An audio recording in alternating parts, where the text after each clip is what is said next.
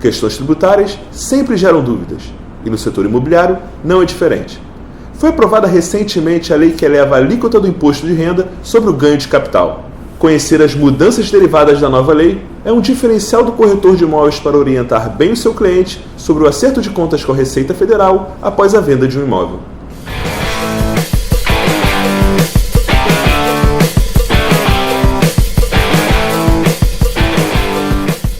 Para abordar o tema, recebemos no programa de hoje o especialista em tributação imobiliária, Leonardo Godoy. Obrigado pela presença, Leonardo. É um prazer recebê-lo mais uma vez aqui na TV Cresce Rio. Prazer é todo meu, Caio. O ganho de capital ou lucro imobiliário é a diferença positiva entre a alienação e o custo de aquisição do imóvel, e que precisa ser declarado. Mas qual é o prazo para realizar o acerto de contas com a Receita Federal? A partir do momento em que o ganho de capital foi percebido, é que começa a contar o seu prazo para poder fazer o pagamento do valor do imposto de renda. E a Receita Federal, a Lei 11.196 e o regulamento do imposto de renda, ele vai entender exatamente dessa forma. De que forma? Que o prazo vai ser até o último dia útil do mês subsequente, tá, ao que o ganho de capital foi percebido. Então, se você teve o ganho de capital percebido na data de hoje, eu tenho até o último dia útil do mês subsequente a esse mês. Tá? Então, é importantíssimo você atentar a esse prazo para não ter multas e juros em relação ao imposto de renda devido pela Receita Federal. A Presidente da República sancionou a lei que eleva a alíquota do imposto de renda sobre o ganho de capital. Explica pra gente o que muda na prática. Essa lei ela nasceu, né, em 17 de março de 2016 e essa lei foi consequência da MP 692 de 2015. Então, realmente, teve essa nova alteração aí, essa alteração em relação ao ganho de capital. Agora, qual foi a alteração que teve em termos práticos, né? Antes, conforme havia falado até na questão anterior que nós estávamos falando, né, do custo do valor de alienação menos o custo de aquisição, e dali eu tiraria 15%. Agora, o que eu tenho que analisar são exatamente as faixas. Existe uma alíquotas progressivas nessa nova lei, tá? Essa nova lei ela vai me dar 15% para ganhos, né, de até 5 milhões de reais. A segunda faixa é de 17,5% para ganhos entre 5 milhões e 10 milhões de reais.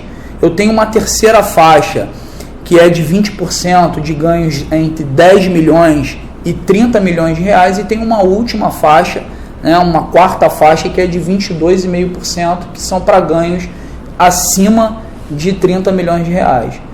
Então, o corretor ele precisa prestar atenção exatamente nessas faixas que a nova lei ela está prescrevendo. Agora, em relação a essa nova lei, o que é importante a gente destacar em termos de aplicação? Essa lei ela foi convertida, obviamente, né, a MP 692 que eu falei anteriormente, que é de 2015, foi convertida em lei em 17 de março de 2016. Então, existe alguns dispositivos no nosso ordenamento jurídico que prescrevem que é impossível, né, você não pode aplicar, né, nesse caso concreto, né, essas alterações. Então, os imóveis que foram vendidos esse ano, tá, majoritariamente entre os advogados, os especialistas em direito tributário, o entendimento é que essa nova prática ela só vai ser aplicada a partir de 1º de janeiro de 2017. Por quê? Porque existe o artigo 62, parágrafo 2º da Constituição Federal, em que ele prescreve que a medida provisória que implique majoração de impostos só produzirá efeitos no exercício financeiro seguinte, se houver sido convertida em lei até o último dia em que foi editada. Então, como a medida provisória ela é de 2015 e ela foi convertida em lei em 2016, em 17 de março de 2016, o posicionamento majoritário é que eu aplique o princípio da anterioridade anual, né, ou da anterioridade máxima, que está lá no artigo 150, inciso número 3, a linha B da Constituição Federal.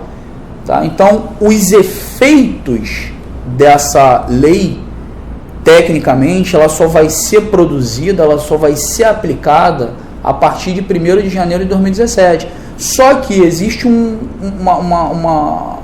detalhe extremamente importante que a gente, né, precisa fazer a reflexão. Que reflexão é essa?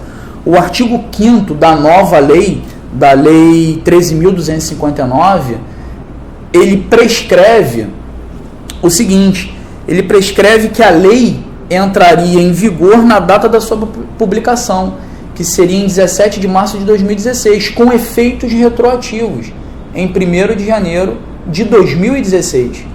Então, eu tenho um conflito entre dispositivos legais, em que foi conforme eu disse anteriormente, a doutrina majoritária do direito tributário, nesse aspecto, está entendendo nesse sentido, né, em que eu aplicaria apenas em 1º de janeiro de 2017. Agora, a gente precisa ver qual vai ser o posicionamento da Receita Federal, que até o momento ela não se pronunciou em relação à questão. Pelo menos nos casos que eu tenho visto, tenho estudado, né, e tenho pesquisado em relação à questão, até agora não houve pronunciamento da Receita Federal em relação à questão. A gente precisa esperar para que isso seja, vamos dizer assim, para que isso seja analisado, né, pela Receita e ver os casos práticos, né, de aplicação ao caso concreto.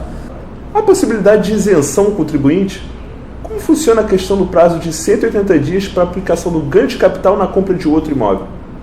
Sim, existem algumas isenções, tá, em que a Lei 11.196 ela proporciona para o contribuinte. Tá? A primeira isenção é a isenção dos R$440 mil, desde que esse contribuinte tenha um único bem, tá? E que esse bem seja vendido no valor de até 440 mil, a lei ela te dá uma possibilidade de não pagar o ganho de capital. Tá? Obviamente, isso só ocorre de 5 em 5 anos, apenas uma vez a cada 5 anos. Existe uma segunda isenção, que é a isenção de bens de pequeno valor. Para a lei 11.196, o bem de pequeno valor, no caso estou me referindo, claro, ao bem imóvel, seria o bem no valor de até R$35 mil. Então, bens de até R$35 mil são bens de pequeno valor, então tem a isenção tributária. Existe uma terceira situação, que é exatamente essa situação que você perguntou, que é a questão do período de graça, o prazo de 180 dias. E como é que funciona esse período de graça? Esse período de graça funciona da seguinte forma: se eu tenho um bem, né, o exemplo lá da primeira pergunta, se eu tenho um ganho de capital de R$400 mil, tá, e a partir do momento, obviamente, em regra, esse ganho de capital ele vai ser devido. Agora, se eu reaplicar esse valor que eu recebi, né, do imóvel que eu comprei, que no nosso caso foi de R$900 mil, se eu reaplicar esse valor em até 180 dias, eu tenho a isenção tributária. Claro, tem que ser um bem residencial. Essa é a primeira condição. E a segunda condição é que essa operação, né, ela ocorra apenas uma vez a cada 5 anos. Então eu tenho duas condições, que são para imóveis residenciais e o período, né, de apenas uma vez a cada 5 anos. De 5 em 5 anos o contribuinte tem esse período de graça. Tá? Então não importa o valor do bem.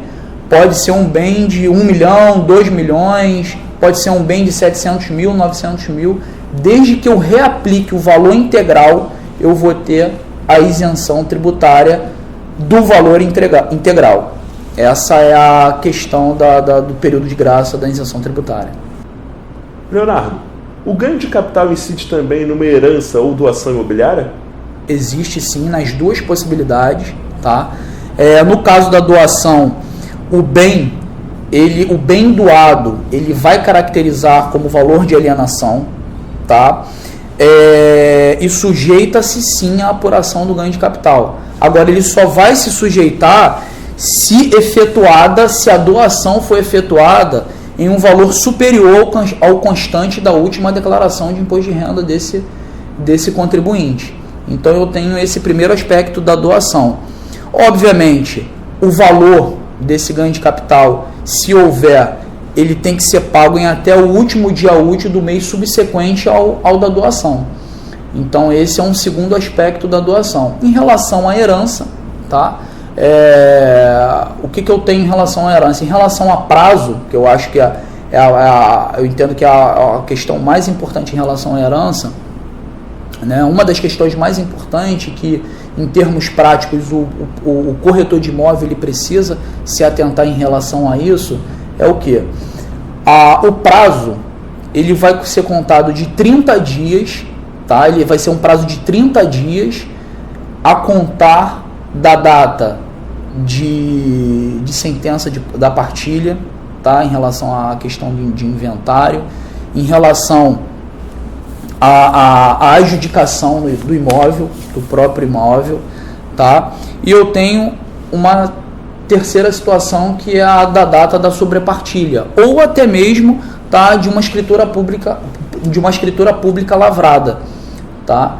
Então eu tenho essas situações, tá? Em relação à herança e à doação, situações mais corriqueiras em relação, e que eu entendo que seja importante para o corretor de imóvel se atentar. E em casos de permuta ou cessão do imóvel, o lucro imobiliário é aplicado? O permutante que há de receber, ele deve determinar o valor individual de cada unidade imobiliária proporcionalmente ao que a lei diz, proporcionalmente ao valor do imóvel dado em permuta. Então, eu tenho sim a aplicação na cessão e na permuta também. Então, a questão que muita gente às vezes não se atenta é em relação a essa proporcionalidade. Eu tenho que sim fazer um cálculo em relação a cada unidade imobiliária que foi permutada. Então, essa é uma questão, uma das questões principais. É óbvio que a gente tem várias outras situações, mas essa é uma situação que existem muitos erros em relação a cálculo do ganho de capital em relação à permuta. Para finalizar, deixa um recado para o corretor de imóveis que está nos assistindo nesse momento. Quanto mais o corretor de imóvel se atualizar, melhor vai ser para vocês, né? Mais clientes vocês vão conseguir. Então vocês precisam se atentar a isso. É claro, a base vocês já precisam ter em relação à questão, mas o meu recado final é esse, é que vocês se atualizem sempre, né? O corretor que não está atualizado é o corretor que ao longo do tempo vai perdendo mercado. E vai perder mercado, né? Então é extremamente importante vocês frequentarem as aulas da Universidade Corporativa do Cresce. Obrigado pela presença e pelas informações passadas neste programa, Leonardo. Por nada, Caio. É sempre um grande prazer estar aqui na TV Cresce tentando sanar as dúvidas dos nossos corretores de imóveis e abordar da melhor forma possível, mais simples, a questão do tema sobre o ganho de capital. Corretor de imóveis, tem alguma sugestão de tema para abordarmos aqui no programa Mala Direta? Então envie um e-mail para a gente para o endereço que está aparecendo aqui na tela. Aguardo seu contato. Um grande abraço e até a próxima.